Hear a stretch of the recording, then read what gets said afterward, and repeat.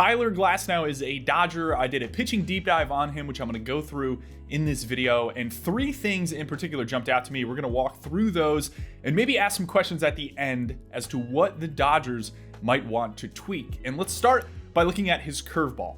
When I do pitcher analysis, I often look at charts like this. They're called movement plots, particularly short form movement plots. They give me a pretty good idea of how a pitch is moving and allow me to kind of spot changes in a pitcher's repertoire, which is exactly what I picked up with Glasnow. These red dots are his curveball, and sometimes you'll see straggler dots like this over here to the left. When a pitcher throws in chorus, for example, everything looks different because the air density there affects pitch movement, so pitch plots like this get really messed up and you have a lot of variance.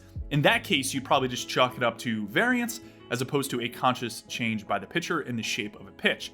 For Glasnow, however, I think there was something more deliberate going on. I noticed that the majority of these curveballs that appear out of place on this plot because they have more sweep than his usual curve, that's why they're to the left of that concentration of the other curveballs, are all from the same outing. And then I noticed the date from that outing was September 27th, his last regular season start of the year. If this happened mid-season, we'd have a chance to see it correct back, and I maybe wouldn't think much of it, probably just random variance. But instead, when you look at a plot from that start on September 27th against Boston, we see what I consider greater than normal variation in the pitch. His curveball all season averaged about 1 inch of sweep or glove side movement, and in this start, 7 of the 20 curveballs he threw had greater than 7 inches of sweep. That, to me, signaled that something was up. And luckily, we got a chance to confirm this in his playoff start a week later, where we saw once again his curveball had this increased amount of sweep, 6 inches on average in this playoff start, which is even higher than the average from that last regular season start.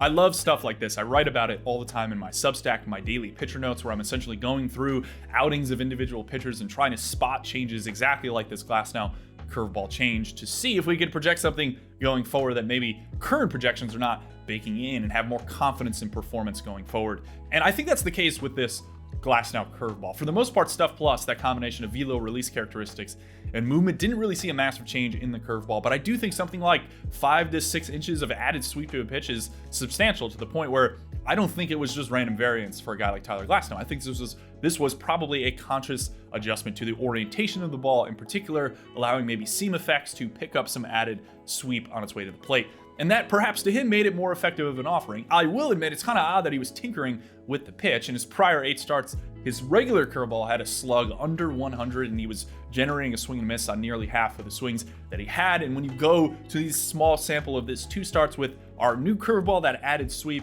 the swing and miss did jump up, but again, it's probably too small of a sample to ascertain anything larger than just that. So in sum here on the curveball, I do think it's a different pitch. I think it was a conscious adjustment perhaps to the grip or something that was going on with how the orientation of the ball was interacting with the air on its way to the plate.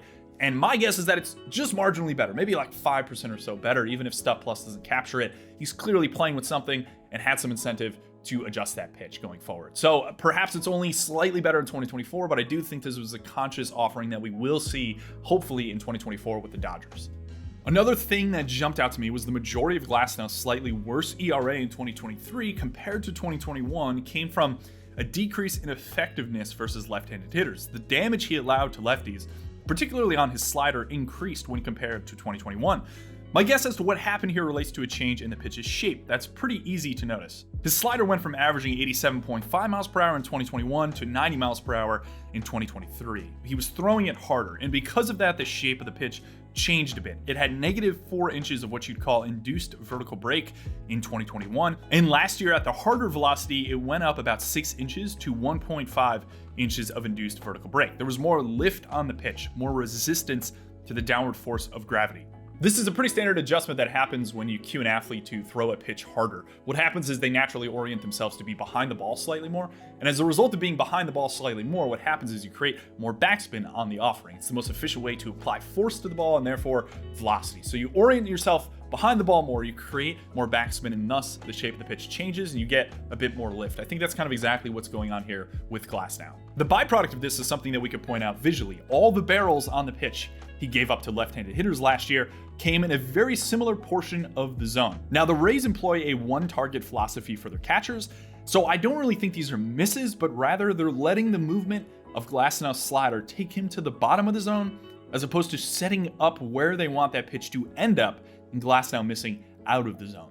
It's just with the increase in lift on the pitch, if you hold everything else constant, right? That pitch that ended up here in 2021 is probably now going to end up here, well, right in the concentration of where we see some barrels. I think the Rays knew this would be the case, which is why they backed off slider usage when Glasnow was ahead in the count last year in favor of more curveballs. The Dodgers don't really have as aggressive of a targeting strategy, however. For a pitch they want down, they're not going to set up as high in the zone as aggressively in that one target philosophy as the Rays do. They're just going to be a bit more cautious. So I'm very curious to see how they play with this targeting strategy on Glasnow's slider in Los Angeles and what the effect is. Maybe less pitches in that 2023 barrel zone if the catcher sets up more middle, maybe more sliders out of the zone as a result. There's a couple things to keep an eye on here.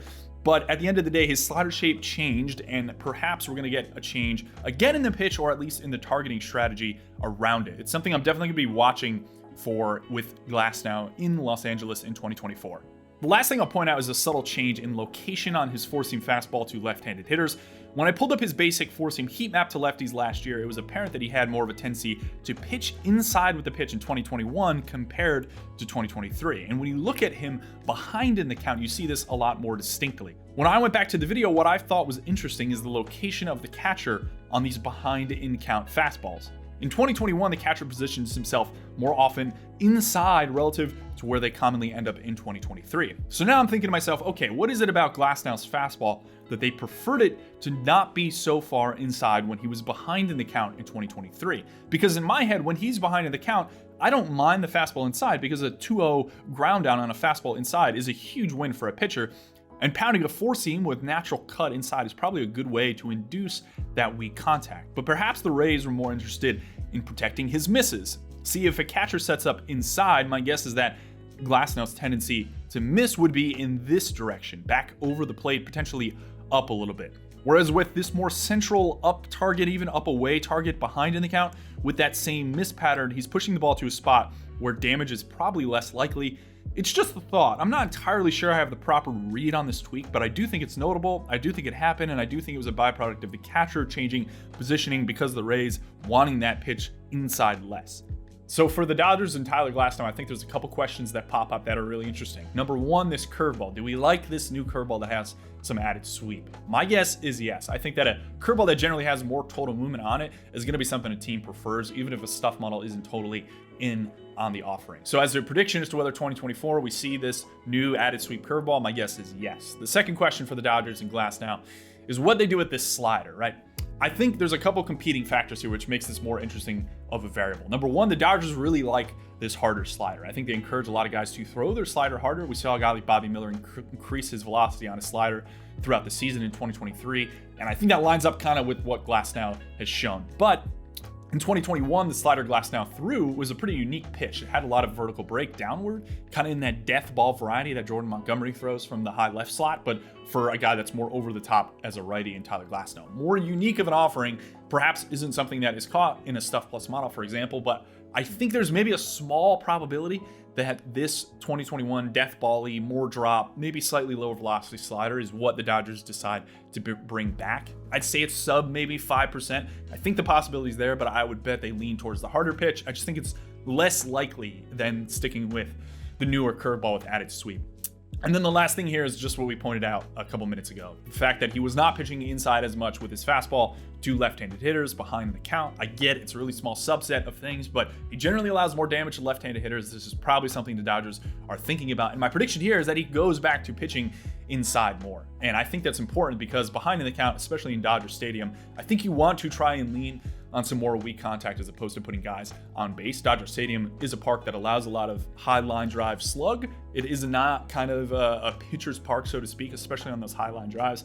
And I think pitching inside with a four-seam fastball would allow Glasnow to kind of exploit that and take 2-1, 2-0 counts and create ball and play weak contact on a pitch that is more inside. That generally relates to the idea of how not having this very aggressive one-target strategy that he had in Tampa Bay relays into what the Dodgers do, which is slightly different. I mentioned this earlier. That's another thing I'm watching. So now you have some things, if you're a Dodger fan or even just a fan of baseball, in watching Glasnow in 2024, that you can stick to and consider the angles of and at least pay attention to, and that is more nuanced than maybe just watching him pitch. So I hope you enjoyed this. As always, comments are open. I'll be down there. If you have any questions or thoughts or disagree with anything I have said within here, as always, thank you for watching.